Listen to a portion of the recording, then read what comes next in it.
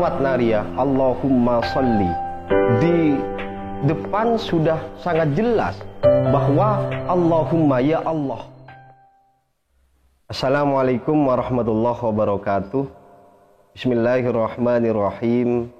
Alhamdulillahilladzi bini'matihi tatimmus shalihat. Assalatu wassalamu ala asyrafil anbiya wal mursalin wa ala alihi wa sahbihi ajma'in.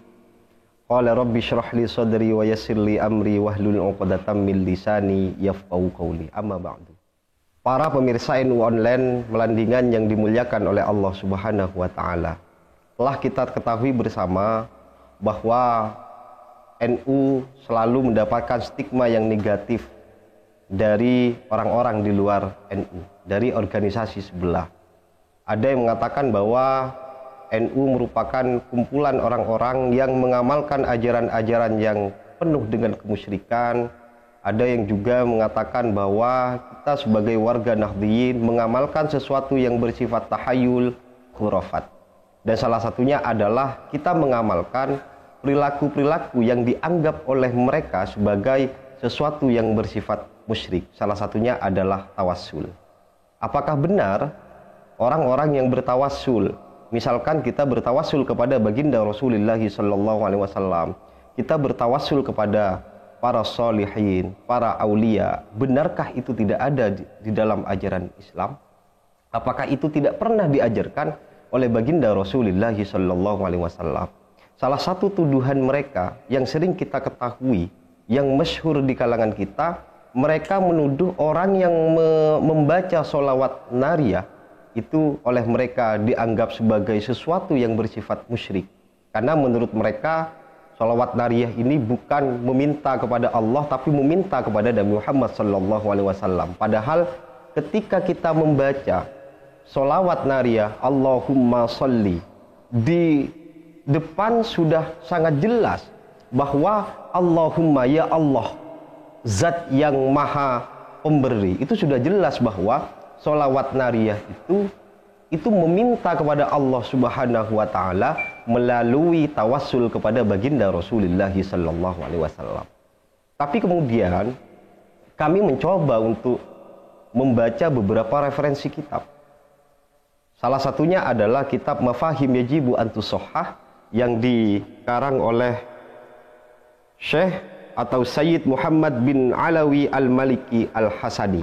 Ternyata beliau menulis salah satu hadis atau menjelaskan di dalam kitabnya satu hadis, satu teks hadis yang mencoba memberikan pembenaran bahwa ada salah satu hadis Nabi Muhammad SAW yang bisa kita jadikan dasar dan legitimasi bahwa tawassul ini bukan merupakan ajaran yang bid'ah, bukan merupakan ajaran yang musyrik, tetapi ini adalah bagian dari ajaran Islam itu sendiri.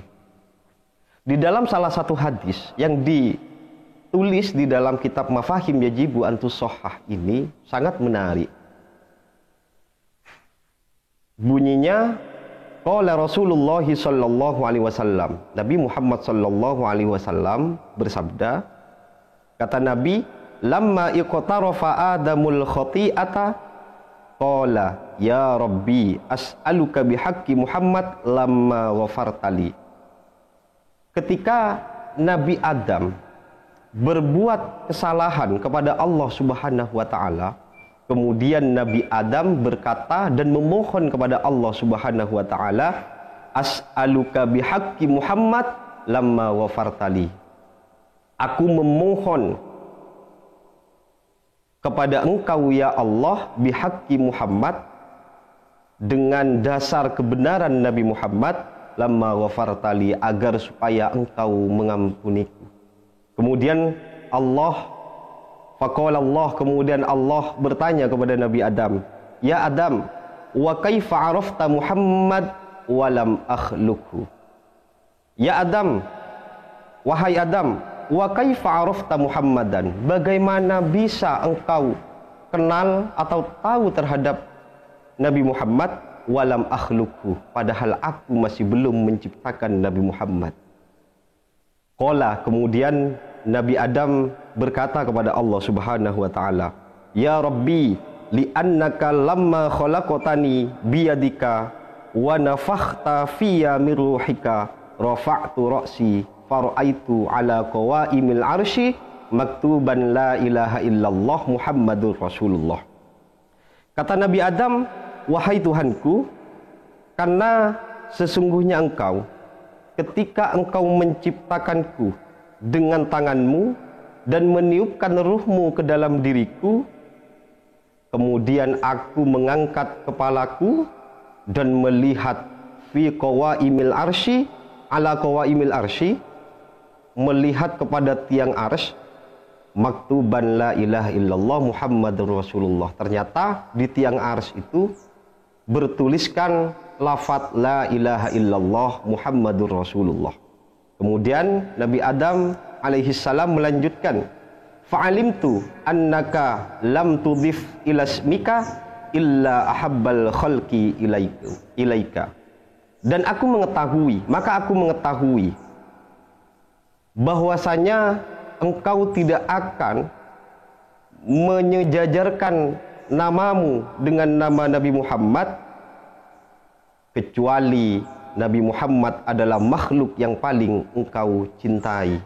Kemudian Allah berfirman kepada Nabi Adam, "Shadaqta ya Adam, engkau benar wahai Adam.